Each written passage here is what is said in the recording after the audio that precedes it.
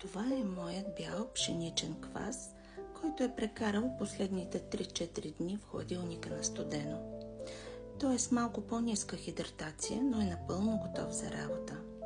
Когато реша да пека пълнозърнест хляб и се нуждая от пълнозърнест квас, аз вземам съвсем мъничка част от майката, в случая само около 5 грама, и ги захранвам с около 20 мл вода и 20 грама пълнозърнесто брашно, след което оставям закваската на топло да се активира напълно.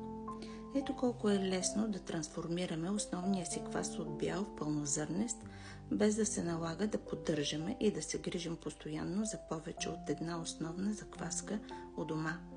А отнетото количество от майката възстановявам отново с равни количества брашно и вода и оставям при подходящи условия. Така получената нова закваска е едва 50 грама и е недостатъчно количество за хляб от килограм, например.